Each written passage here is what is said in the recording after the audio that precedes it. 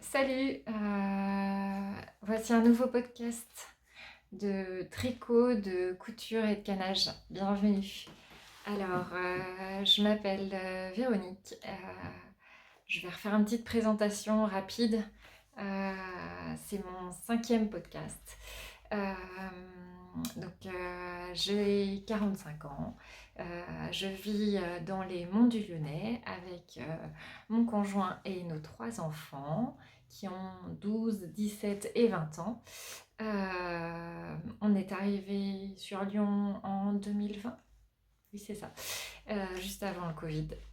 Et puis on vit là depuis dans une maison qu'on a fait rénover et qui est encore en travaux. Mais petit à petit, on s'installe. J'adore donc coudre. Je me suis mise au tricot également suite à des déménagements successifs et où je ne pouvais pas utiliser ma machine à coudre comme je le voulais. Et en fait, le tricot, pour ça, c'est plutôt facile. Et donc, ça m'a bien attirée par rapport à ça. Et maintenant, je suis tombée dedans. Et puis, l'année passée, j'ai fait une petite formation dans le canage traditionnel. Depuis, je canne aussi quelques chaises et j'en présente aussi, je présente un peu mon canage dans ces podcasts. Alors, ça plaît beaucoup, donc je continue. Je vais faire comme les fois précédentes, je vais vous inscrire les temps où je parle de tricot, de couture ou de canage, comme ça vous pouvez vaquer aux chapitres qui vous conviennent et que vous avez envie de suivre. Voilà. Allez, on commence. Alors avant de commencer, je voulais vous remercier pour vos commentaires sur les derniers podcasts, vos petits pouces, vos j'aime. J'adore ça à chaque fois, c'est un régal de vous lire. C'est vraiment le but de ce podcast et voilà, c'est un régal. Les échanges qu'on peut avoir, les petites astuces, les petits retours, voilà. C'est pour ça que ce podcast existe et qu'il continue à vivre. Et voilà, je suis bien contente de vous retrouver aujourd'hui. Et voilà, on continue, on poursuit et merci pour vos encouragements. Donc aujourd'hui, on va parler un petit peu du mois de septembre. Oh mon Dieu, ce mois de septembre. Je l'avais dit lors du dernier podcast, le mois de septembre pour moi c'est un tsunami à chaque fois. Je comprends rien de ma vie. Je suis submergée par la rentrée, les mises en place des activités, des enfants, de nous et l'organisation du quotidien. Je crois que j'aime tellement l'été et le moment où on repose tout, on remet tout à plat et on prend le temps de vivre et que du coup à chaque fois il faut un élan supplémentaire pour m'engager dans le mois de septembre. Et là j'ai trouvé que le mois de septembre durait et il s'est même poursuivi jusqu'à début octobre. Bref, j'ai l'impression que là ça y est, ça commence à se tasser un peu, ça commence à se réguler et voilà. Mais le mois de septembre en plus, c'était un mois hyper riche cette année 2023, je vais m'en souvenir. On a fêté donc les 40 ans de ma sœur qui vit sur l'Orient. On s'est retrouvés tous à Nantes. J'ai fait le trajet, j'y suis restée quelques jours. Donc voilà, voilà, il y a eu ça. Il y a eu des amis qui sont venus loger à la maison. Et puis, il y a eu le Knit aussi. Il y a eu les réunions de classe, les réunions de rentrée. Il y a mon petit dernier de 12 ans qui est parti en séjour en Angleterre, il fallait tout préparer. Enfin, voilà.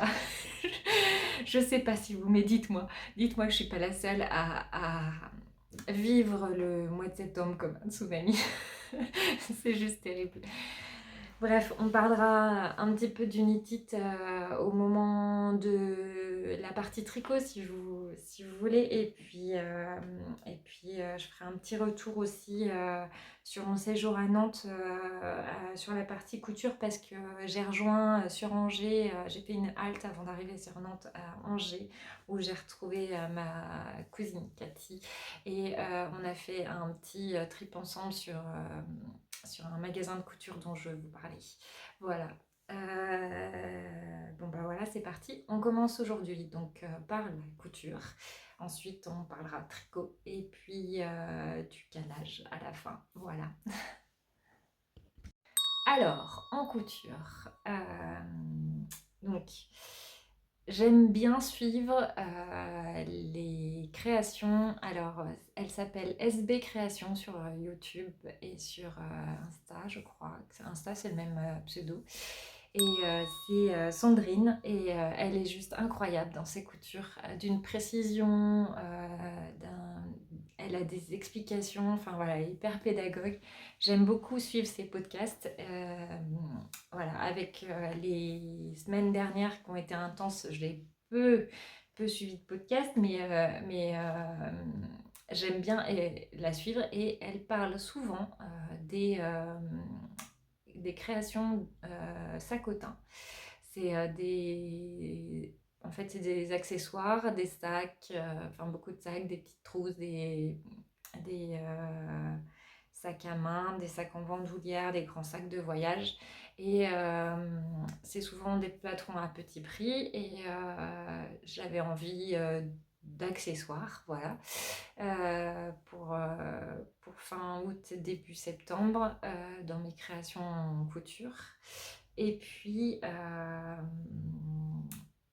en feuilletant un petit peu, oui, en feuilletant un petit peu les pages de Sacotin, en fait, ils ont deux patrons gratuits, dont un petit sac à main qui s'appelle le Rocotin.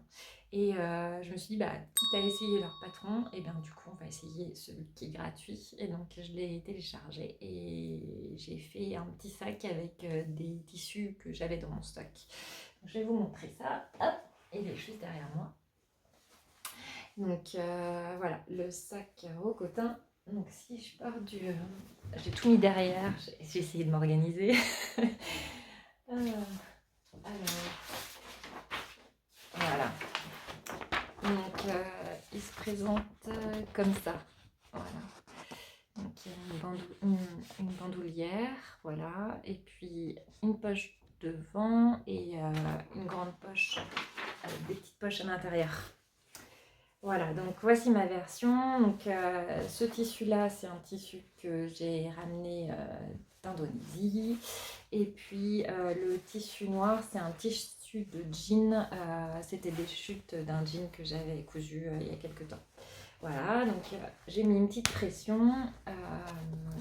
Et à l'intérieur, on a un petit peu de tissu que je me suis servi comme de la doublure. Et c'est un petit tissu aussi indonésien, un petit coton tout simple. Voilà. Les finitions, elles sont juste incroyables. J'avais mis ma petite laine à chaussettes dedans. Donc à l'intérieur, on a... Ah, c'est pas facile de vous montrer.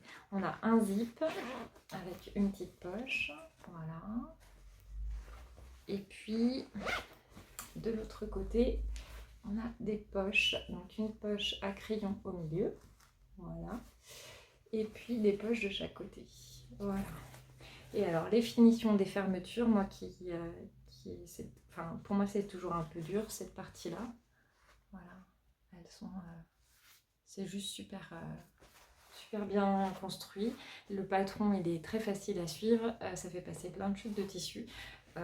Et je l'ai doublé. Donc, j'avais pas forcément de thermocollant. Je suis perturbée parce qu'il y a le voisin qui est monté sur son toit. Bref, revenons à nos moutons. Du coup, qu'est-ce que je disais? J'ai pas l'habitude de l'avoir dans mon champ de vidéo. Ça fait tout bizarre. Je vais laisser mon volet, je crois. Bref, le patron est hyper simple, les explications sont juste aux petits oignons. J'imagine que voilà, pour un patron gratuit déjà c'est génial, et j'imagine que pour les patrons payants, voilà, ça doit être la même chose, et donc il est vraiment super bien. Je voulais un sac en fait, je voulais un petit sac à projet pour mes projets de chaussettes, et donc j'ai pas créé en fait à l'extérieur. Normalement on a de la bandoulière avec la anse qui arrive ici, et donc je l'ai ôtée du patron et j'ai préféré une petite anse à main que j'ai accrochée comme ça pour mon petit projet. Voilà, donc un super patron en tout cas, si vous avez envie de vous tenter de coudre des accessoires, et bien Sacotin, c'est vraiment une super expérience. Et donc la prochaine fois que j'ai envie de coudre des sacs, ou j'ai envie de faire passer un petit peu mes chutes de tissu, et bien je pense que j'irai voir, et puis j'hésiterai pas à acheter un de leurs patrons. Voilà, donc mon petit sac rocotin. Et du coup, vu qu'il m'a bien plu, j'en ai préparé pour les petites fêtes de Noël, si j'ai envie d'en offrir et tout. J'ai regardé dans mes petites chutes, et donc j'ai commencé à en préparer. Ils sont découpés. On verra si dans les jours prochains j'arrive à les coudre. Ça serait bien. Voilà pour les accessoires. Alors, oui, la couture aujourd'hui, c'est sous le signe des accessoires. Le deuxième accessoire, vous le connaissez déjà, c'est la trousse M comme Monkey. C'est la designer M comme Marie.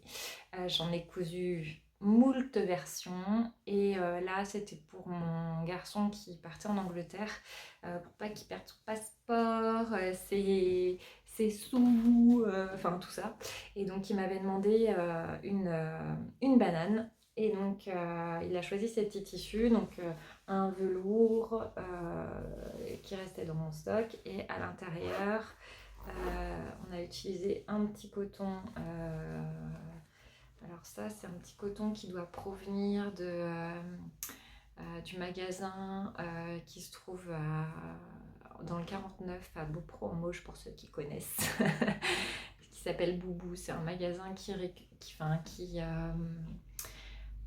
fait beaucoup les fins de série et qui est à des prix très raisonnables. Et donc ça doit faire partie de ces tissus-là qui me servent beaucoup pour les petits accessoires et tout ça, que j'aime bien. Voilà, et puis il avait repéré son étiquette, une vieille étiquette que j'avais dans mon stock, qui faisait le petit job sur sa banane bandoulière. Donc je sais pas si je peux l'empiler ici. Elle est un peu... j'ai raccourci beaucoup la anse, la bandoulière, parce qu'il est plus petit, forcément, il a 12 ans. Et voilà, il était super content. Il m'a dit: maman, je m'en suis servi tous les jours. C'était vachement plus pratique que mes affaires sur le sac à dos, où il faut enlever le sac et le retourner. Et voilà, il me disait: là, j'avais tout sous la main. C'était génial, maman, je l'ai utilisé toute la semaine. Voilà. Donc, mission accomplie. La trousse M, la banane M comme Monkey, j'en ai fait moult versions. Souvent, je les faisais à la taille du patron, donc voilà. Et la dernière que je vous avais présentée, j'avais fait une version un peu plus grande.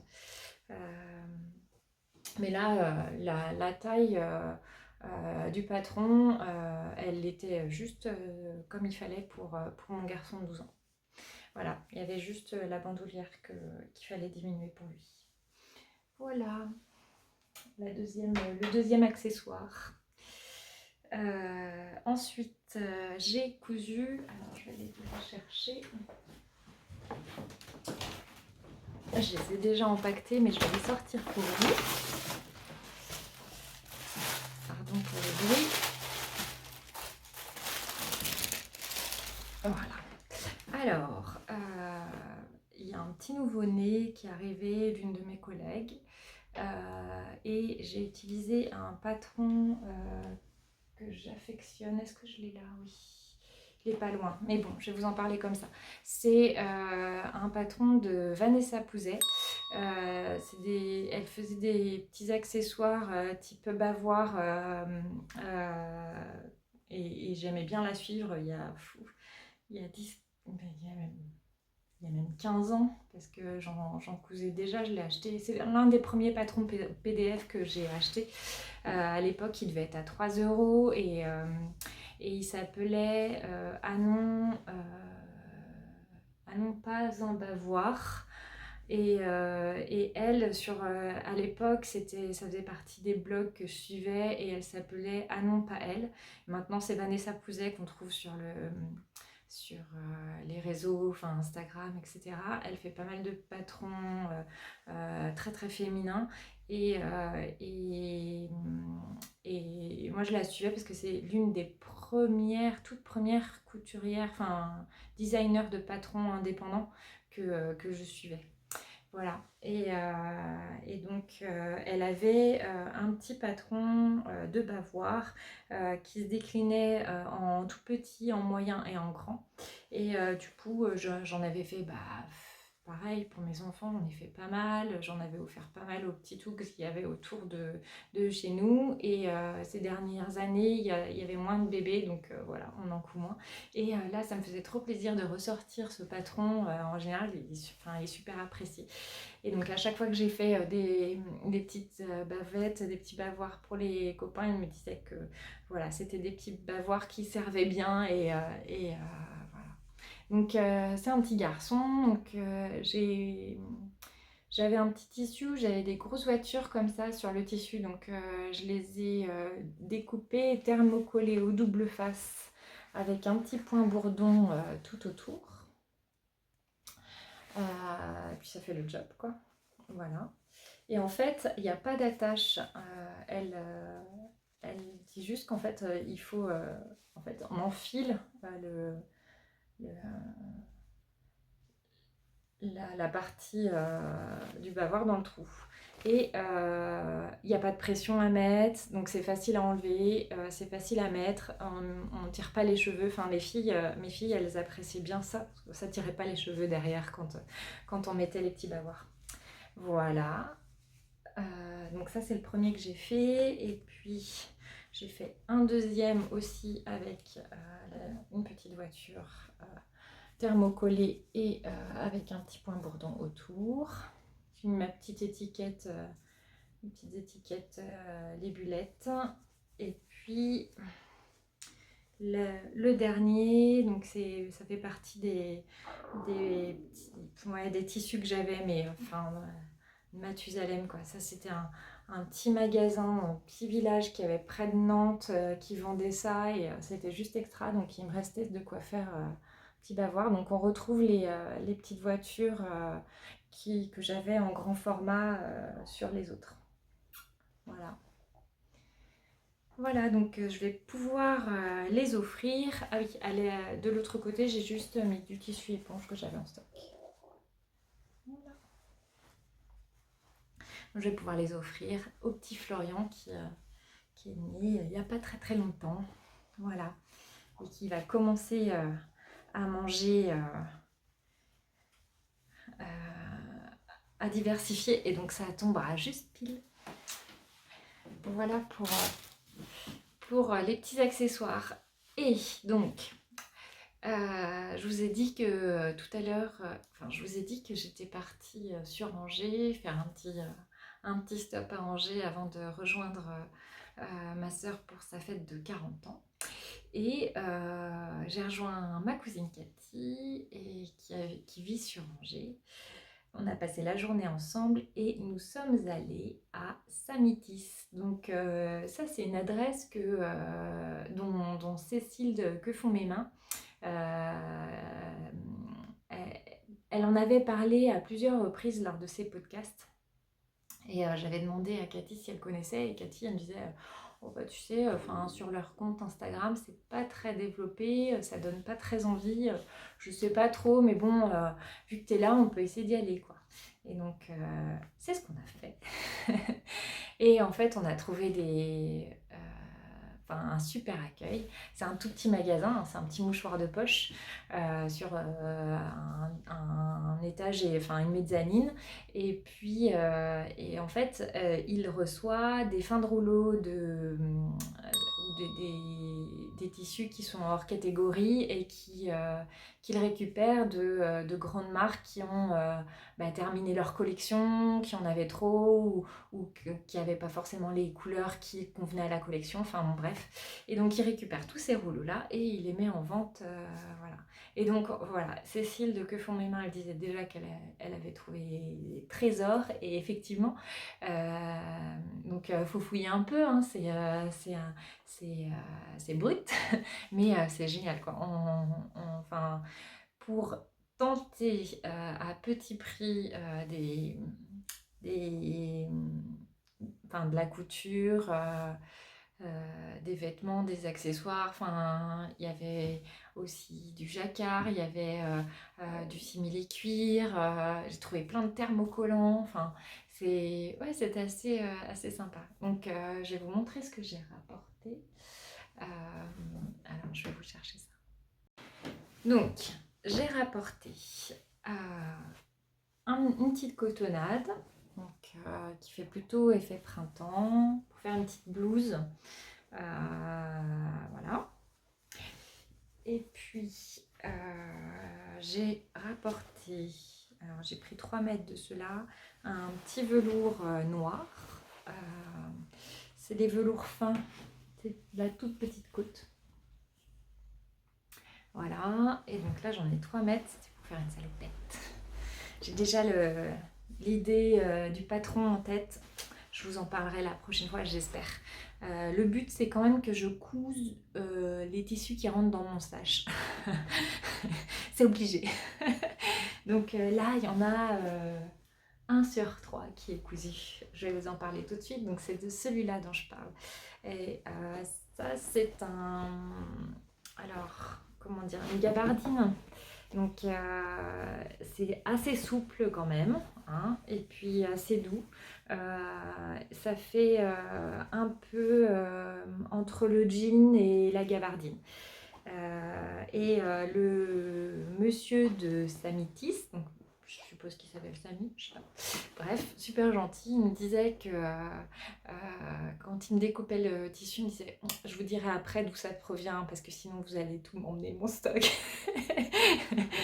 Et donc ce tissu-là, c'est du tissu Kenzo par exemple. Donc c'est ces magasins Kenzo qui avaient terminé leur collection et et Samy a récupéré donc leur restant de tissu, leur plus de tissu. Donc, pour vous dire comme c'est avantageux, j'ai 3 mètres de celui-ci et encore, Samy il coupe très large. J'avais 3 mètres du tissu velours. J'ai pris 1,50 m pour faire la petite blouse et j'en ai eu pour 18 € et j'ai aussi acheté un peu de thermocollant. Ouais, un peu de thermocollant pour les accessoires, notamment la trousse Rocotin. Puisque la trousse Rocotin, je sais pas si je vous l'ai dit, mais j'ai tout doublé avec des chutes de jean pour que ce soit bien rigide et du coup lui il avait du thermocollant bien rigide et ça sera juste comme il faut pour ce type de cousette. Voilà, et donc on en vient à ce tissu, donc le tissu Kenzo. Et donc j'avais vu, je cherchais un patron de jupe culotte, de pantalon large. Il y en avait plusieurs qui me titillaient. J'avais vu sur le compte de Mélo Tricot la désinvolte qui rend super bien. Allez voir, elle a choisi un tissu bleu électrique, elle est magnifique. J'avais juste peur que au niveau de la ceinture ça monte un peu haut et donc je préfère qu'il y ait moins ce côté ceinture mise en avant, surtout sur une version un peu hiver où je vais accumuler les pulls dessus. Je la garde dans ma tête pour une version plutôt printemps-été. J'ai vu aussi sur Marie Prune j'ai revu parce qu'en plus j'ai le livre, la version de la jupe culotte de Dirandou, elle est juste trop bien. Enfin voilà. J'ai longuement hésité parce que j'avais le patron en plus en ayant le livre. Et puis il y avait la jupe culotte que présente souvent Cécile de Que font mes mains, la botanique de Pauline Alice. Et enfin, il y en a une dernière qui est apparue récemment sur les réseaux, c'est la designer Ose Pattern, et elle a fait un pantalon large là qui est superbe aussi. Donc j'ai pris un peu le temps de réfléchir et puis finalement j'ai jeté mon dévolu sur le patron de Pauline Alice. C'est le Botanique Trousseur. Voilà. Et donc j'ai cousu cette jupe culotte dans le tissu gabardine.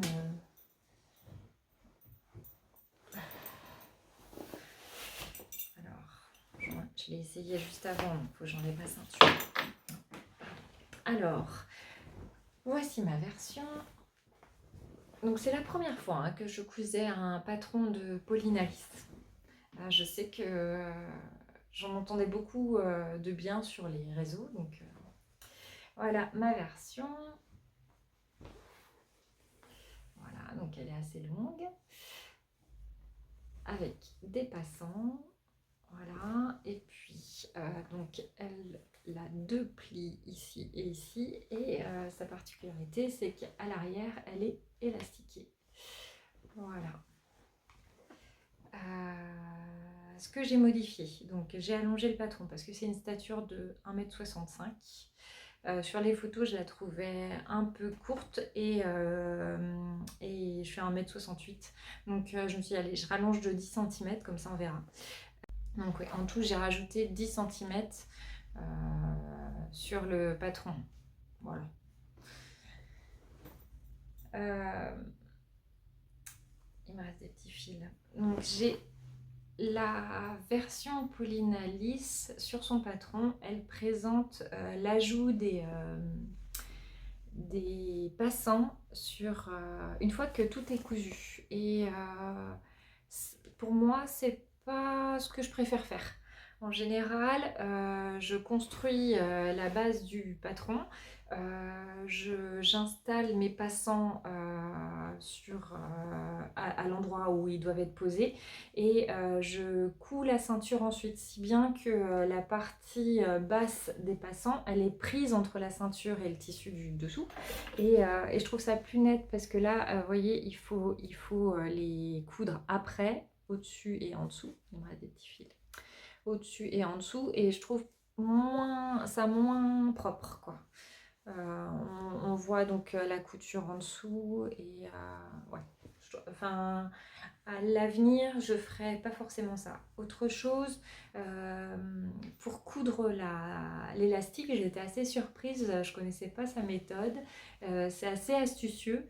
Le seul hic, c'est que moi de temps en temps quand j'ai voulu coudre la ceinture, donc en fait on vient surpiquer dans le sillon qui est déjà cousu pour prendre l'arrière avec. Et en fait, ben, j'ai pris mon élastique de temps en temps. Donc il a fallu que je découpe 2 fois pour reprendre ma couture. Et habituellement, ça, quand enfin, je remets ma ceinture à l'arrière, en général, ça, je le couds à la main pour que ce soit plus propre.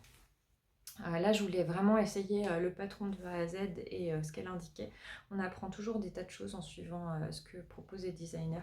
Et du coup, on apprend aussi à coudre en fonction de ses préférences et j'aime bien. Donc bah là, voilà, j'ai vu que pour les passants, je préférais faire différemment et pour la couture de la ceinture, je trouve que si on le fait à la main, on voit pas cette couture qui est pas forcément droite, hein, parce que du coup, vu qu'on coud à l'endroit dans le sillon, et ben si à l'envers on est à peine droit, et ben voilà, ça fait propre, ça va, mais c'est plus joli à mon sens à la main. Voilà, et donc avec l'essayage, enfin après essayage, j'ai remarqué que voilà, j'aurais pu faire une taille en dessous. Ah bah je vous ai pas dit tout ça. C'est un peu dans le désordre. Euh, donc oui voilà, donc au niveau du tissu déjà, il nous faut 2 mètres de tissu pour une laisse de 150 et 3 mètres 30 si c'est une laisse de 110. Et pour la taille, donc j'ai pris un 42 parce que j'ai repris mes mensurations et au niveau des tailles et des hanches, je correspondais au 42. Sauf que je la trouve un poil grande. Enfin, c'est pas flagrant, hein, mais il y avait là c'est bien, il y avait les mesures du vêtement fini, ça c'est super. Et en fait, au niveau des tailles et des hanches, au niveau des mesures du vêtement fini, j'étais entre les deux tailles, entre le 40 et le 42. Donc finalement, j'aurais pu prendre le 40 parce que vu que c'est une taille élastiquée, c'est pas à 1 cm près, quoi. Voilà.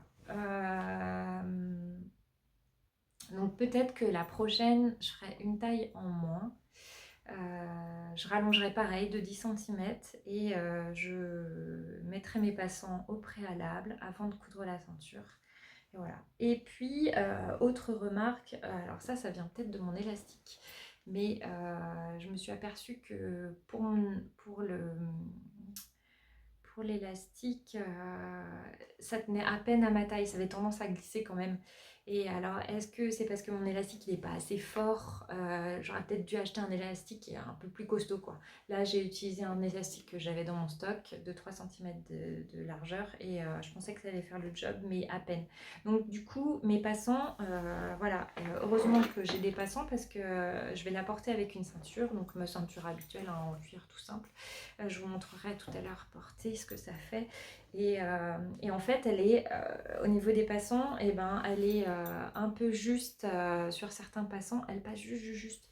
Donc c'est vrai que si j'avais pas cette couture en bas de mon passant ici et que le passant a été pris dans la ceinture, j'aurais pas eu enfin, ma ceinture, elle serait passée vraiment toute seule, quoi. Donc voilà. Mais sinon, super patron, j'adore. Au niveau du porté, c'est exactement ce que je voulais et je vais vous montrer.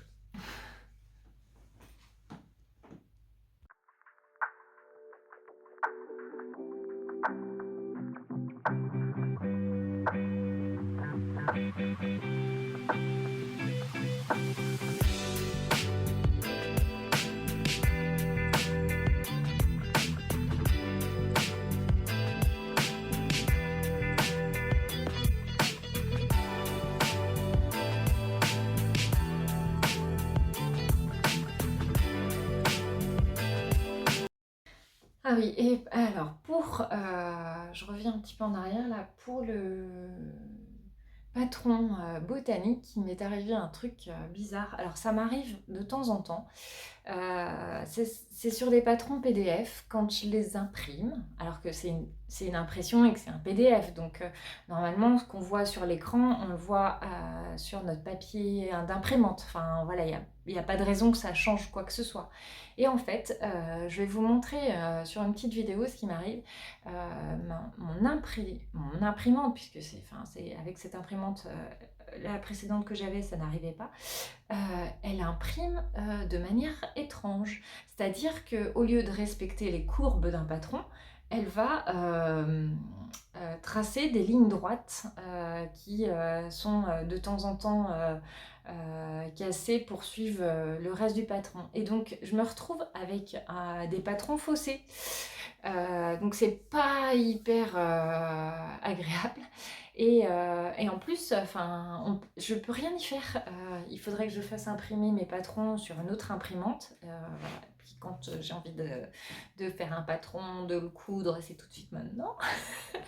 Donc en général, je prends mon imprimante, j'imprime, je scotche et j'y vais, quoi.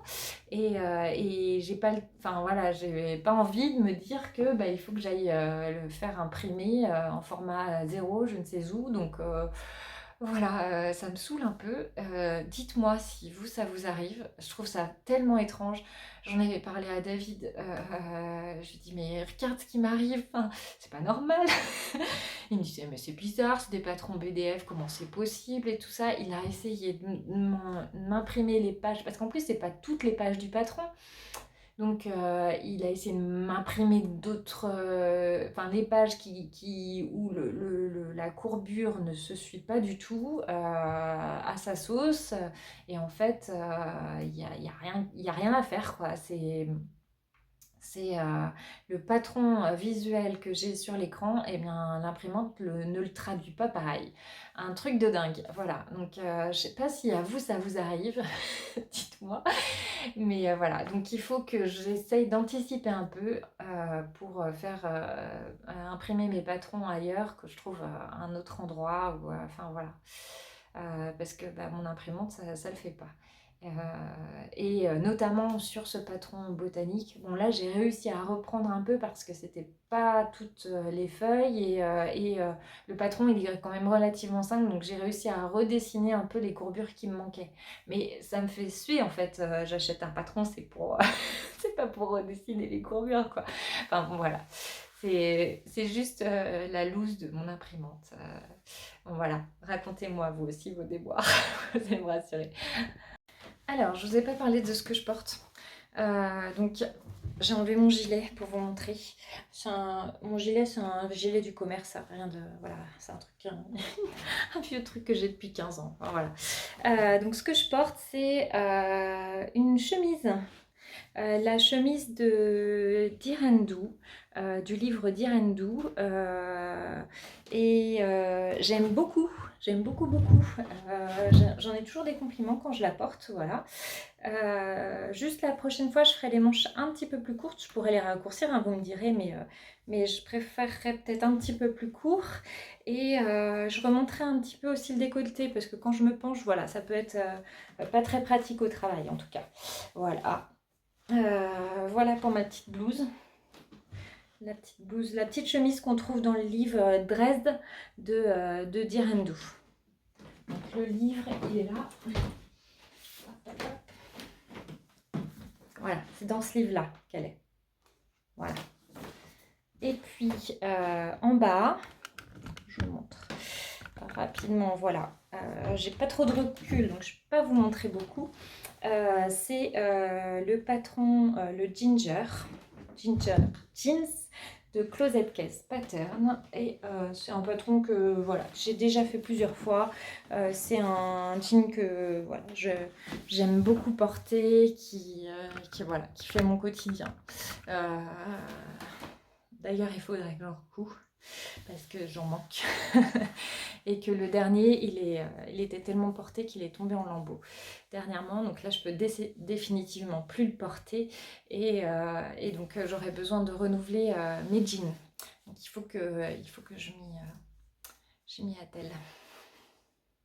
Alors, je reviens vous voir quelques heures après. suite au visionnage, j'ai vu que ma partie tricot était passée à la... Je sais pas, est-ce que j'avais appuyé sur le bouton enregistrer ou pas, je sais pas. Ça m'était pas encore arrivé ça. Bon. Donc je me dis, si je le fais pas maintenant, voilà, vous n'aurez pas de ce podcast. Donc voilà, ça explique ma tête un petit peu plus fatiguée de la fin de journée. Alors, pour la partie tricot, je voulais vous parler de ce que j'avais terminé. Donc j'ai des chaussettes de terminé, j'ai un en cours et puis je voulais parler un petit peu d'Unity et de 3 petites choses que j'avais achetées là-bas. Alors, on va commencer par les chaussettes crêpes. Je les ai enfin terminées. Alors, je vous en avais longuement parlé lors d'un podcast, je ne sais plus si c'est le 2e ou le 3e, où j'avais eu 1000 misères à les tricoter. Je les avais faites et redéfaites un paquet de fois et j'avais rencontré des super nanas sur le trail tricot qui m'avaient orientée sur les aiguilles à prendre, les choses comme ça pour réussir à voir à peu près ce que je voulais comme tricot et avoir la bonne tension, le bon tissu. Et donc en allant sur Nantes retrouver ma sœur, en fait j'avais quelques heures de train, donc je m'étais dit allez Véro, c'est le moment, t'emmènes ton tricot de chaussettes et on y va. Et donc, du coup, j'ai terminé ma 2e chaussette. Donc, je suis super ravie de l'avoir terminée. J'ai juste fait une bourde, ça se voit un peu là. Donc, celle-ci est plus déjaugée au niveau des côtes parce que, en fait, j'ai dû oublier de faire des côtes torse. Enfin, ça doit être semi-torse même sur le patron. Bon, tant pis, hein, c'est bon, je vais pas les refaire pour ça. Il me reste les fils à rentrer. Et j'avais utilisé donc les laines de The Woolly Skin Angélique. Il m'en reste pas mal de la couleur principale, très peu du petit contrastant. C'était les Rox et Rocky. Et ça fait partie des petites des petites laines à chaussettes que j'ai achetées. Ça fait 3 ans que je vais au Knit It, donc chaque année je m'étais offert une laine à chaussettes et je me promettais de les tricoter avant le Knit It, donc c'était chose faite. Et cette année, c'est vrai que quand on a fait le tour du Knit It, on n'a pas eu le temps de revenir sur le stand d'Angélique, mais bon, Angélique, elle n'est pas très loin de la maison, donc j'irai la voir un petit peu plus tard quand elle ira mieux, parce que j'ai appris que voilà, sur les réseaux, elle expliquait qu'elle avait des petits soucis de santé. J'espère que tout va bien aller pour elle et puis qu'on va vite la retrouver. Et j'irai la rencontrer pour voir s'il lui reste quelques laines à chaussettes du Knit It pour faire ma paire de chaussettes de l'année 2024. Voilà. Ça, c'était le projet terminé. Donc, c'est vrai que j'ai vraiment pas beaucoup tricoté le mois de septembre étant ce qu'il était. J'ai continué mon top Emma dont je vous avais parlé la dernière fois aussi. Donc il est presque terminé avec sa jolie dentelle sur le haut du corps. Je l'ai essayé, au niveau de la taille il va super bien, il est très joli, il a un très beau tombé. Donc j'ai utilisé de la laine Biobalance de BC Garn que j'ai acheté sur le site Instant Libre après avoir rencontré Aurélie au Trail Tricot qui tient cette boutique. Et en fait elle m'avait conseillé d'acheter 3 échos et bon, il m'en faudrait 4 parce que le 3e écheau il me reste que ça. Et au niveau de la taille, là j'arrive au nombril, j'aurais bien aimé qu'ils soient un petit peu plus longs et voilà, j'arriverai pas à faire mes côtes et il me faudrait 3-4 cm supplémentaires. Donc mon objectif de cet après-midi c'était de commander, ça y est, c'est fait, ma commande est partie. Donc voilà, je vais pouvoir terminer mon top Emma. Donc c'est pour rappel,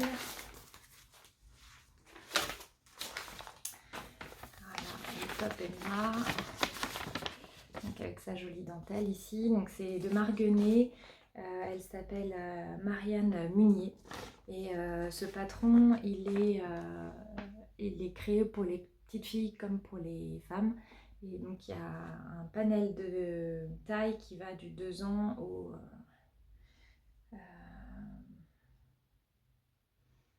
2 ans à la taille de 1 à 6 pour les adultes. Donc voilà, il y a de quoi faire. Voilà, voilà.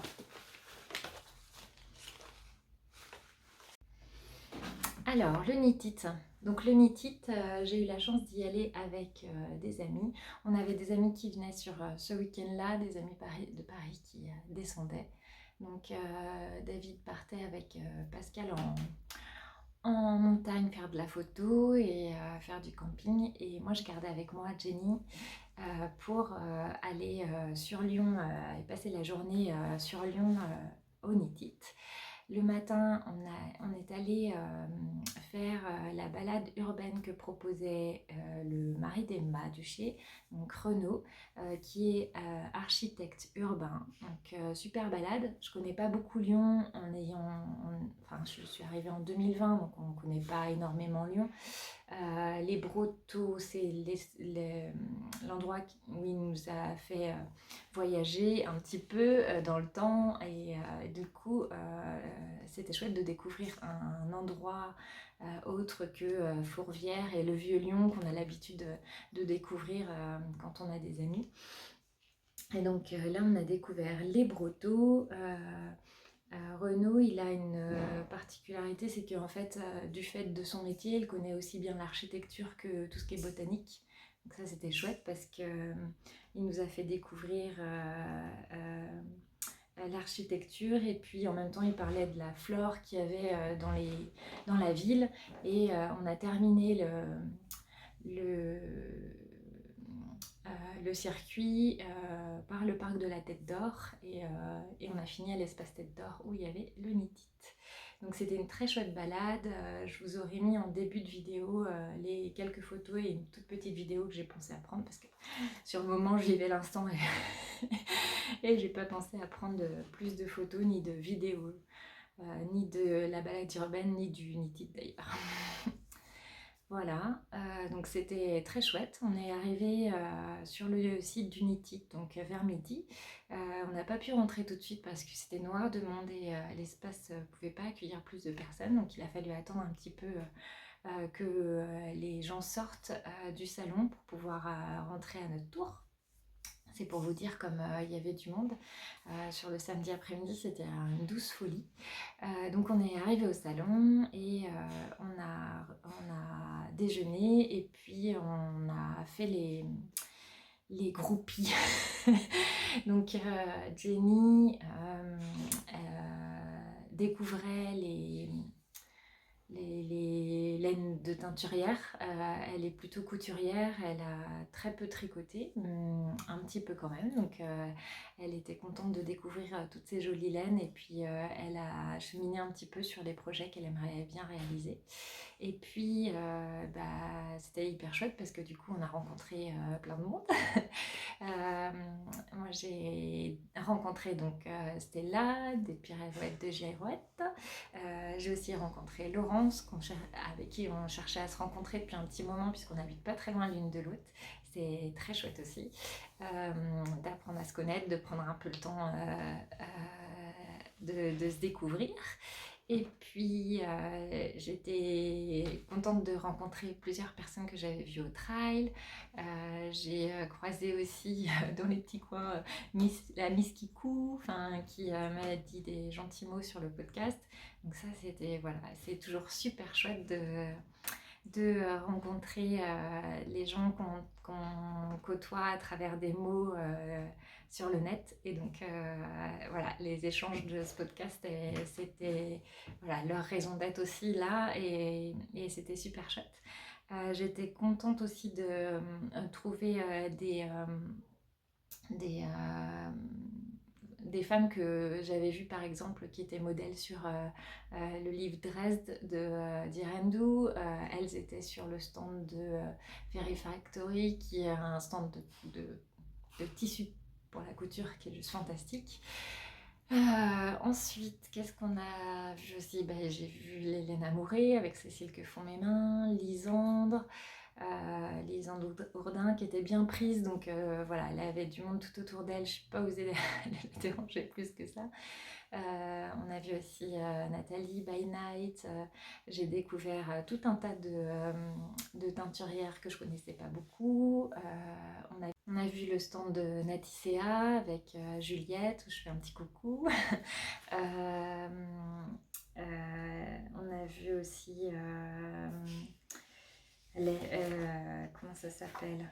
J'ai pris quelques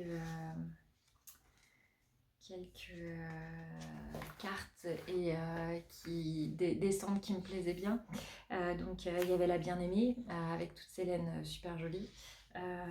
J'ai rencontré aussi Hélène Fabrics, c'est du textile que je peux trouver sur Lyon, donc c'est avec des motifs qui sont qu'on voit pas partout, un peu comme Liz Taylor, donc, mais elle fait plutôt des coussins et des choses plutôt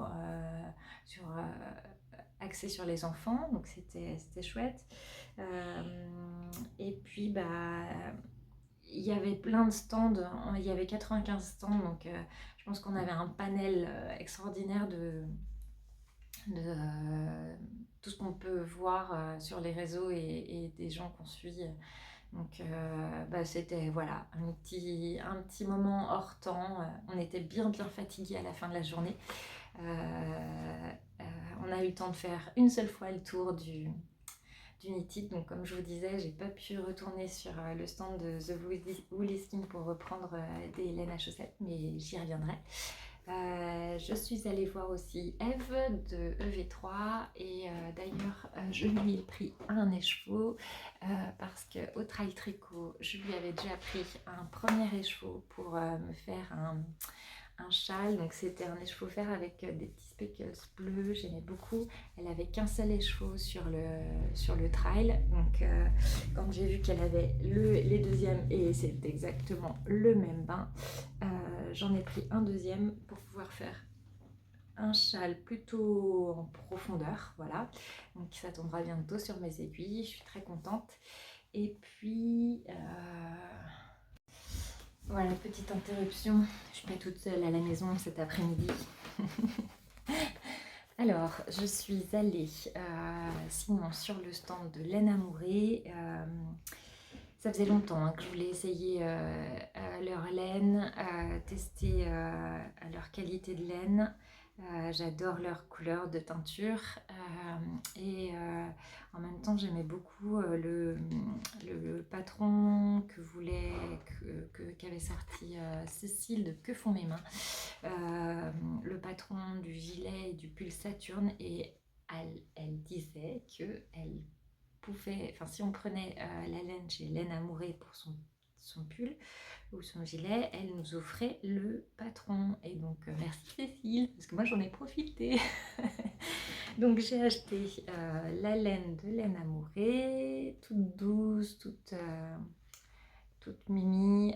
C'est de la Flora Deca, donc 60% mérinos, 20% soie et 20% yak, donc c'est tout doux tout doux.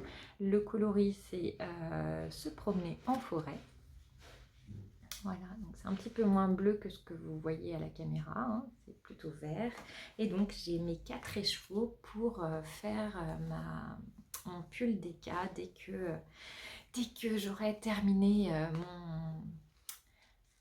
mes encours. Donc ça j'ai pas dû vous le redire, mais ce qui est prévu c'est que je termine mon top Emma, donc avec la laine que j'aurai commandée, je vais bientôt la recevoir, ça devrait aller vite.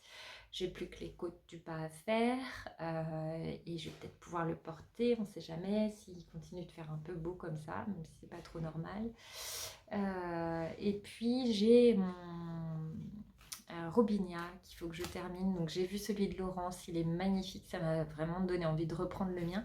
Donc là avec ce que j'ai dans le cours là, je me suis aperçue que j'étais quand même pas mal mono en cours. J'aime bien finir un projet avant d'en entamer un autre. Donc nouvelle interruption.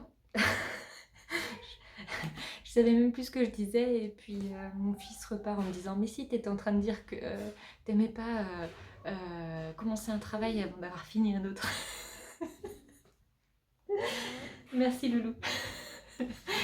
Donc oui, je suis plutôt mono en cours. J'aime terminer un ouvrage avant d'en recommencer un autre. Je me suis aperçue que quand j'ai trop d'encours, j'en délaisse forcément pour terminer un en particulier. Donc là, je veux terminer ce top Emma. Je veux terminer le Robinia Sweater ensuite. Oui, il me restait quand même pas mal à faire. La fin du corps et les deux manches. Et puis ensuite, je fais tomber, je pourrais commencer à bobiner ces écheveaux, ces petites merveilles. Je suis trop contente, voilà. Donc j'ai été plutôt raisonnable, hein, j'ai trouvé sur le Knit-It. Je pense que si j'avais fait 2 fois le tour, j'aurais pas été raisonnable du tout.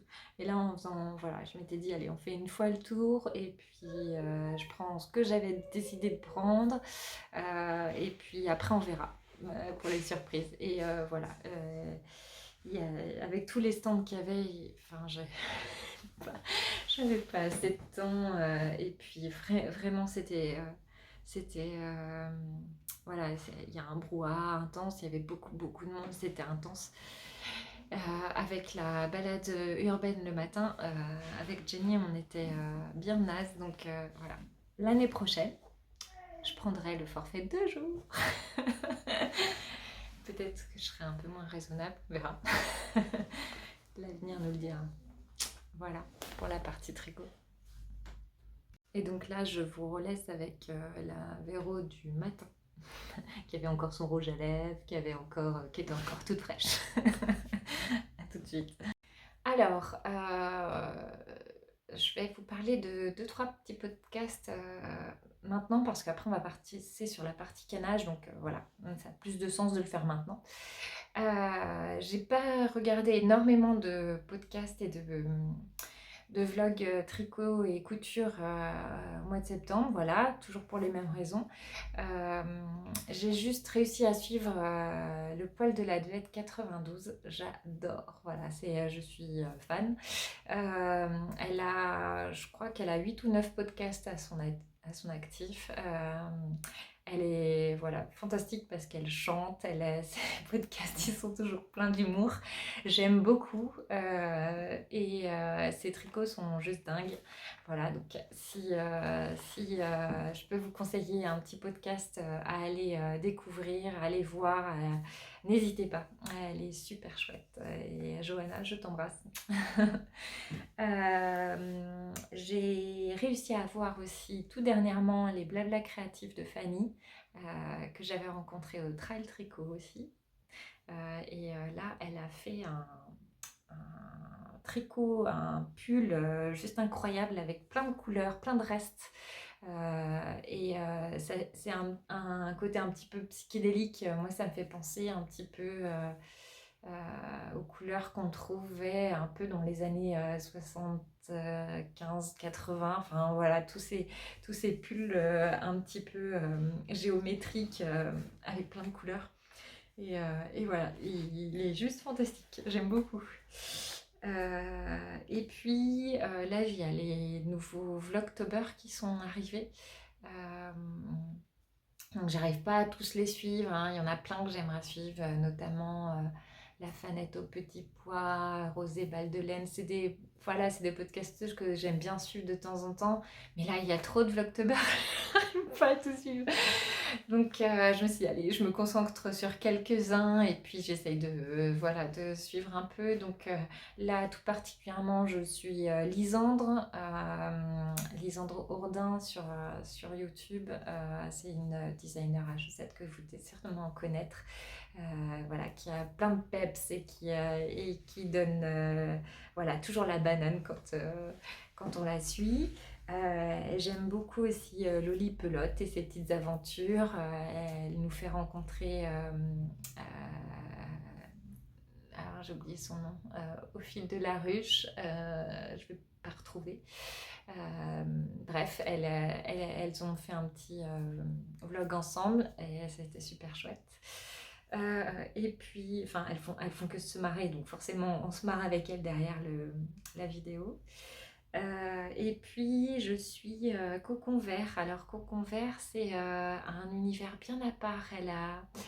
Elle est un petit peu sorcière. Elle adore vivre au rythme de la nature et nous faire découvrir son univers. Donc, elle aime beaucoup tout ce qui est broderie, surtout point de croix. Elle fait pas mal aussi elle fait du tricot, elle commence à coudre. Donc en ce moment, elle me fait rire parce qu'elle coud une robe qui s'appelle la robe Carthage.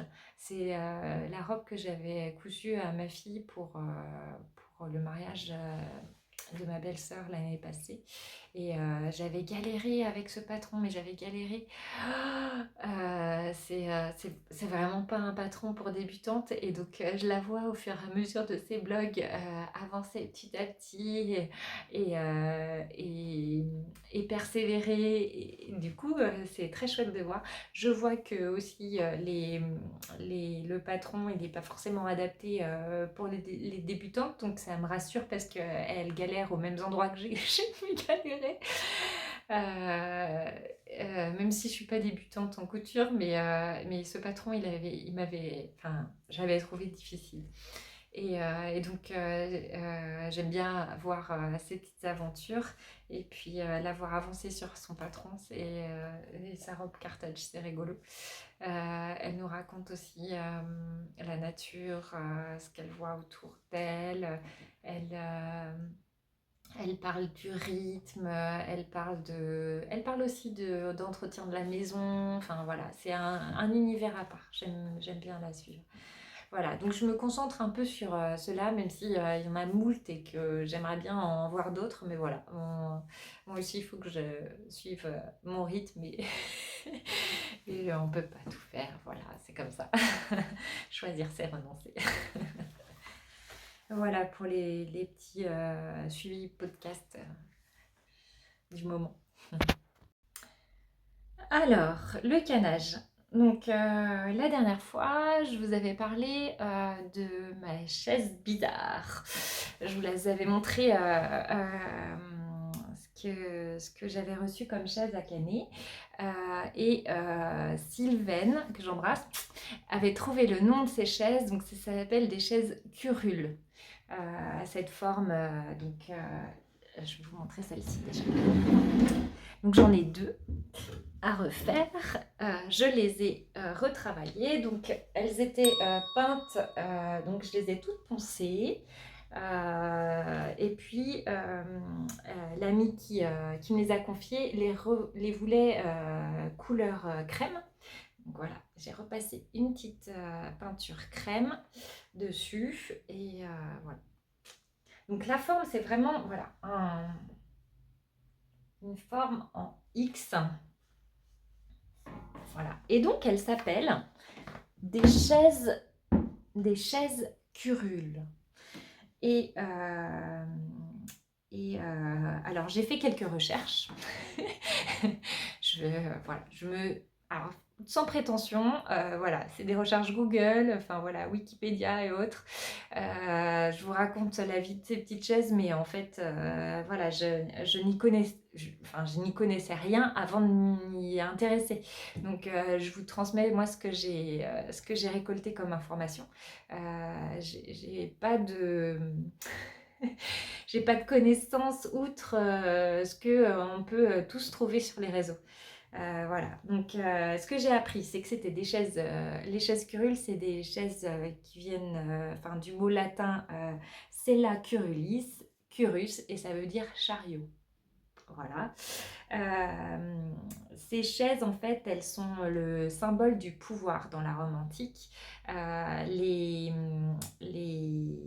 Habituellement, ces chaises-là, elles étaient faites en argent, donc pour les grands magistrats de la Rome antique. Et Jules César avait eu droit à une chaise en or, lui. Voilà. Voilà ce qui est dit. Alors, ces sièges, en fait, ils proviennent d'Étrurie. L'Étrurie, c'est une région historique qui était située en Italie. Voilà, à la base, c'est le roi Tarquin l'Ancien, qui était d'origine étrusque, et il avait introduit l'usage de ces chaises pendant son règne. Voilà, ce style, il a été repris au tout début du 19e siècle en France. En fait, on le retrouve entre divers styles. Donc c'est à la fin du style directoire. Et ce style directoire, en fait, c'est un style d'ameublement et de décoration qui était en vogue entre Louis XVI et le style empire. Et en fait, ça fait suite aux campagnes militaires de Napoléon Bonaparte, qui a fait ses campagnes militaires notamment en Italie. Suite à ces campagnes militaires, on a vu apparaître ce style en France, en fait. Voilà. Donc on peut dire que c'est un mobilier d'origine étrusque. Voilà. Et si vous voulez plus d'infos, vous tapez mobilier étrusque et vous verrez plein de enfin, vous verrez bien le style de ces chaises, plus d'autres mobiliers et d'autres décorations qui étaient de ce style-là. Voilà. Et il y a un autre endroit où on trouve aussi ces chaises, c'est en Guyane. Donc là, je n'ai pas trop forcément trouvé de date, mais cette forme de siège, on l'a découverte aussi chez les Saramacas. Et les Saramacas, c'est un peuple d'Amérique du Sud, en Guyane. Et les rois de ces peuples-là détenaient aussi ce genre de siège. Voilà l'histoire. Donc, vous avez vu une première chaise que j'ai juste repeint et que j'ai préparée au canage. Donc, j'ai nettoyé chacun de ces petits trous, j'ai enlevé la colle qu'il y avait dedans, la peinture, l'ancienne peinture, tout ça.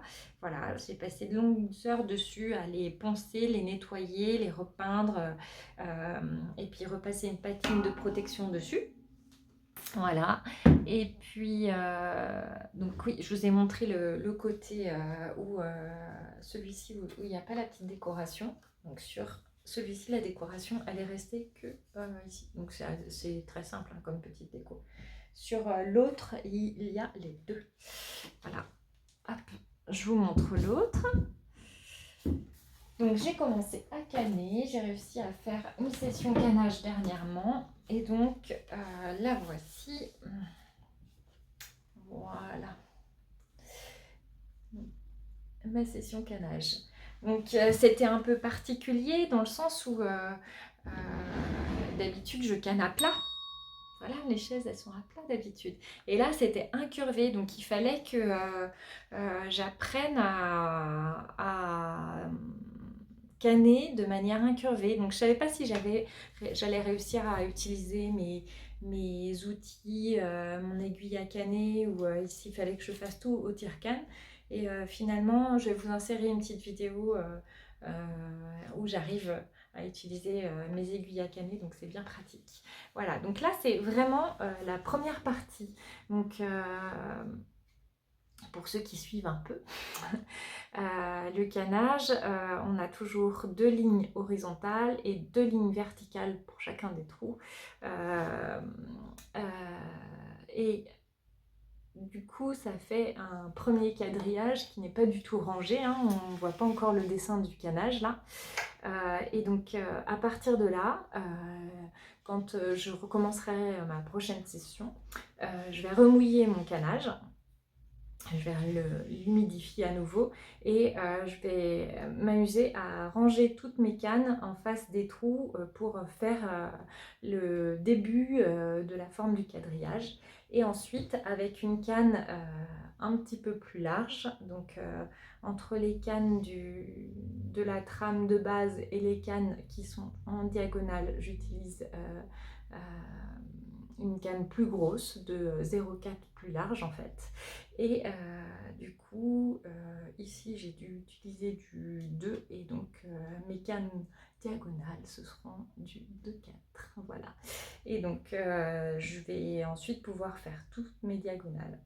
Donc là, je suis un peu encore dans le questionnement, dans le sens où, je ne sais pas si ça se voit beaucoup là, mais on voit que mon canage, en fait, comment dire, je l'ai serré comme je fais d'habitude sur une chaise plate. Et en fait, là, il y a un petit rebond parce que finalement, les cannes, une fois qu'elles s'assèchent, elles s'étirent en fait la trame du canage, elle devient plus rigide et la particularité du rotin, c'est que quand il est trempé, et ben, on peut l'étendre et donc le fait qu'il sèche, et ben, ça reconsolide le tout. Et moi, ça a fait que du coup, ça fait un petit peu bombé. Donc, est-ce que c'est bien pour l'assise ou pas? Je ne sais pas trop. Mais je pense que pour la deuxième, j'essaierai de moins tendre mon canage pour réussir à avoir moins cet effet où là, c'est vraiment bombé. J'ai peur que du coup, mes petites réparations sur les côtés où en fait on voit que les deux parties de chaque côté de la chaise curule, celles-ci là, elles sont rapportées en fait. Ça fait pas partie de... vous voyez, il y a une pièce qui est rapportée là pour les trous, alors que pas celle-ci. Et donc j'ai peur que du coup elle se dessoude de l'assise en fait. Parce qu'il y aurait trop de tension quand on s'assoit sur un canage qui est trop tendu. Voilà, donc j'apprends. Voilà, je sais pas, je vais peut-être voir avec ma formatrice canneuse si il faut que je reprenne un peu mon canage pour le détendre un peu ou si voilà, on essaie comme ça et on voit si ça fonctionne. Et puis, mais je pense que pour la deuxième, j'essaierai de moins tendre mon canage pour que ce soit que ce soit plus facile à travailler, quoi. Parce que là, on sent vraiment qu'il manque de souplesse et je pense que c'est vraiment le fait que ce soit arrondi. Voilà, donc il me reste encore quelques heures à passer sur ces chaises. Voilà pour le podcast numéro 5. J'espère que ça vous aura plu. Et j'ai passé un super moment, moi aussi, à vous décrire un peu tout ça. Et vivement les prochaines semaines là, qui vont être un peu plus soft pour nous, avec les vacances qui vont arriver à la Toussaint. Là, j'ai quelques jours. Je vais pouvoir coudre mes jolis tissus, prendre le temps. Et puis vivre tout simplement la passion couture, tricot qui nous anime et un petit peu de canage, j'aimerais bien. Voilà, je vous embrasse tous très fort. Bon tricot, bonne couture, bon canage pour ceux qui font aussi ce loisir et puis plein de bonnes choses à vous et je vous dis à bientôt. Salut.